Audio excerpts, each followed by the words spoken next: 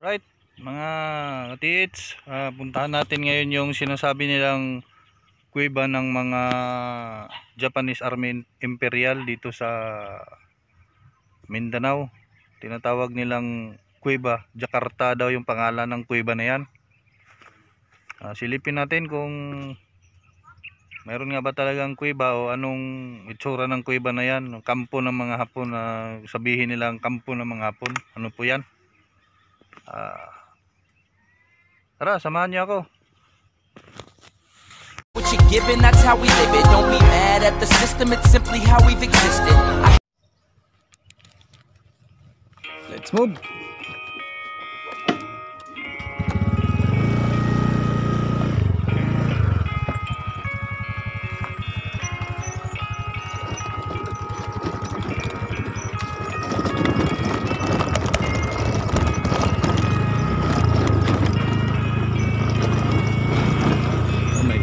Dyan no, pag naubusan ka ng gasolina.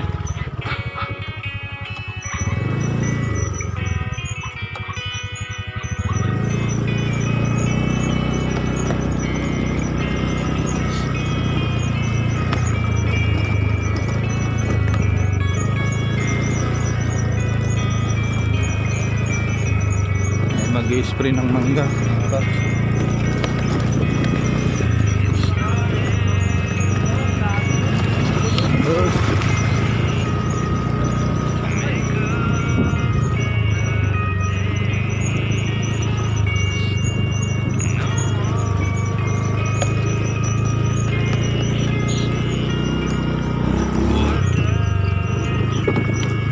Ito yung daanan,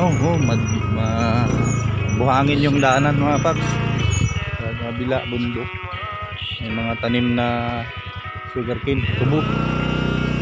Ninyo tayo.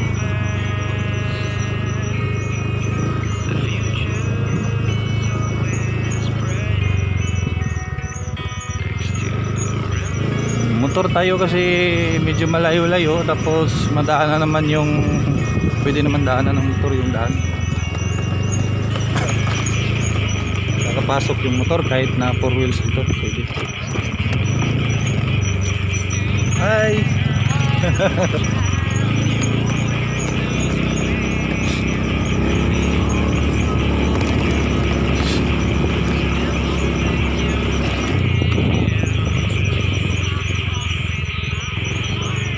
Agila. Agila ba yun mga paks? Ulawin. Mga katits, malapit na tayo makarating sa sinasabing kuweba, no? Pagliko natin dyan, aakyat tayo konti sa bundok.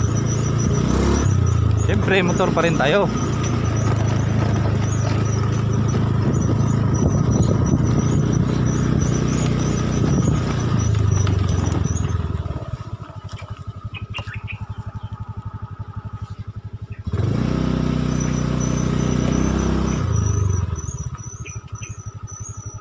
Mangga, kalaking puno ng mangga.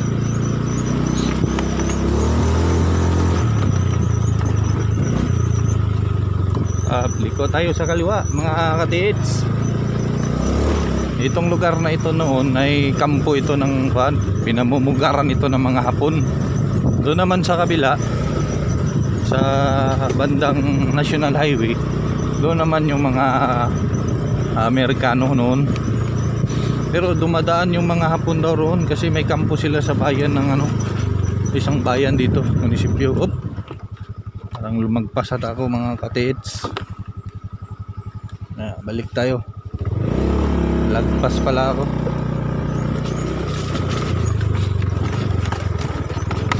Yan. Mga mangga rin.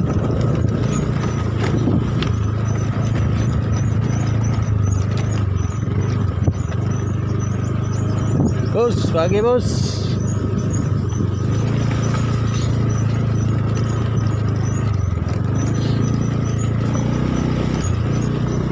Mga puno ng mangga, no? Pero yan, bundok na maliit. Diyan no, malapit yung kuweba.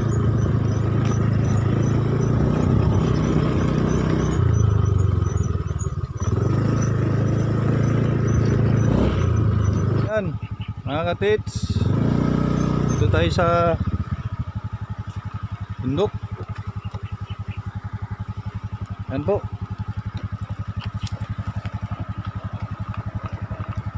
Wala. Problema. May kahoy. May kahoy na pinutol. Yan ang problema natin ngayon. Pala mga ka-tits, itong kahoy na ito mga pinutol ay yan tapos gagawin nila itong uling. Inuuling nila ito mga ka-tits. Dito daw banda yung sinasabing kuweba. Kaya shifting muna natin yung itong motor natin at lakarin natin doon banda sa ibabaw. Diyan banda. Akyatin natin dyan sa bundok. Diyan banda sa gilid lang ng bundok yung kuweba ng mga Hapon noon. Kaya samahan nyo ko. Tatawid tayo sa sa ilog mga kapaks. Parang naliligaw ata tayo dito Ang iba na yung yung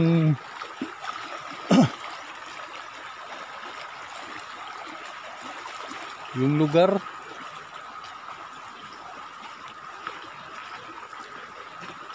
Yung doon sa ibabaw yung tayo dadaan sa Baliti. Kailangan bumalik tayo doon sa doon sa unang yung may pinutol na kahoy, kasi doon yun doon daw yung daan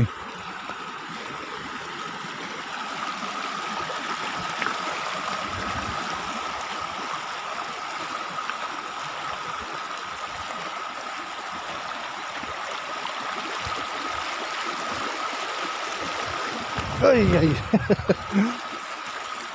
Ulit naman po siya na parang creek. Sapa. Dito tayo.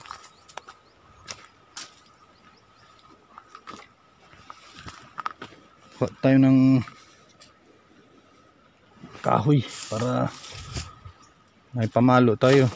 Kaso kung mayroong mayroong aas dyan, mahirap na.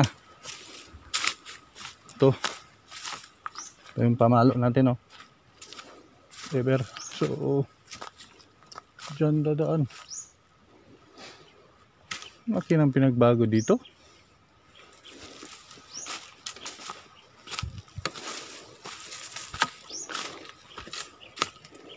Ito tayo dadaan.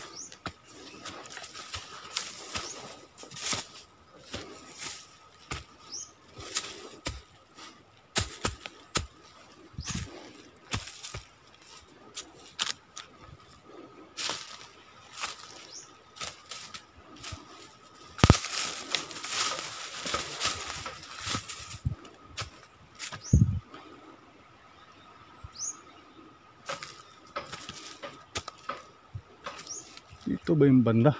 Kalimutan ko na yung daan.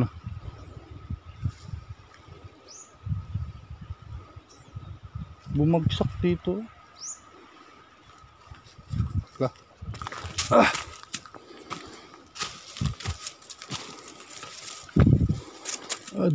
Dito pala yung daan.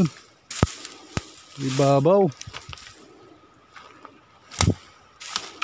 Pero wala nang dumadaan na tao. Mga namumutol na lang.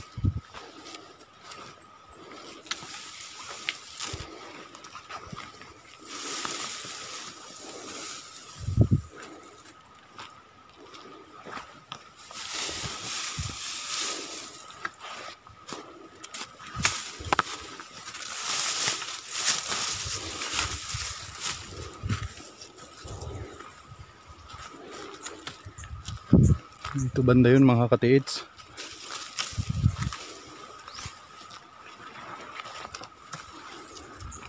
Wala naman sigurong banakon dito.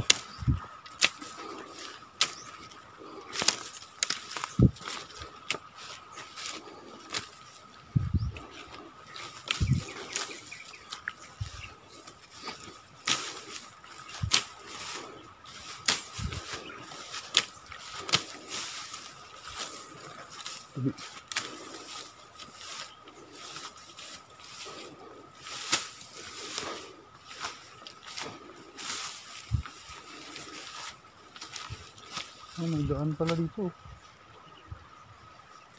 Bi.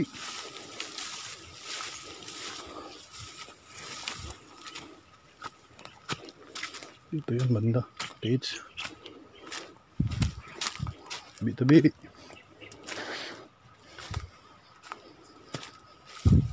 Tabi-tabi po.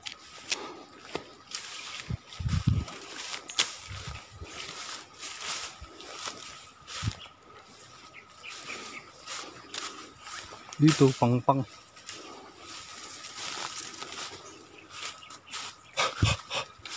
Hinahapo tayo no kasi wala tayong takbo. Oop.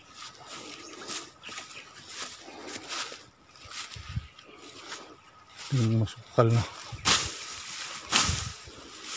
Masukal na dito.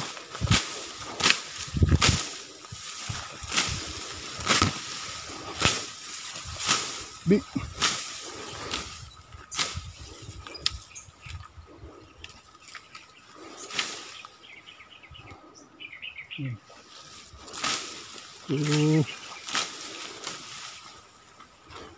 Parang ano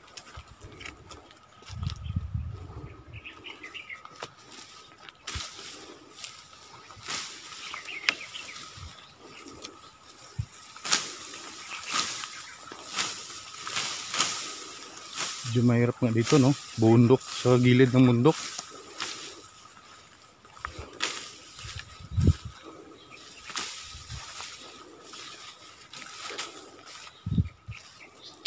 Mawawala ata ako.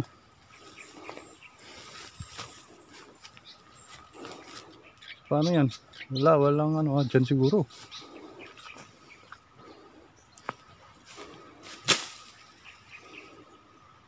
Wala. Balik tayo mga kapaks, mga katits. Kasi wala na ako eh. Dito lang yung banda sa gilid ng bundok. O doon ba banda sa unahan? Bigo man tayo ngayon napuntahan yung ano, yung nasabing kuweba ng mga hapon mga kapaks, mga katits pala. Yan yung sa sunod, magpasama tayo ng nakakalam yung mga taga dito, yung kaibigan natin na dito nakatira malapit. Medyo nahingal ako oh. Hindi na praktisado bundok kasi pero maliit lang man siya na bundok. Sa tingin nyo ba mga katiits, may nakabaon dyan na Yamashita Treasure? Kung sa tingin nyo oo, samahan nyo ako, balikan natin yan. Maghanap muna ako ng tao na makatulong natin mahanap yung lugar na yan. Basta dito lang yan malapit eh, diyan lang yan malapit eh, diyan banda.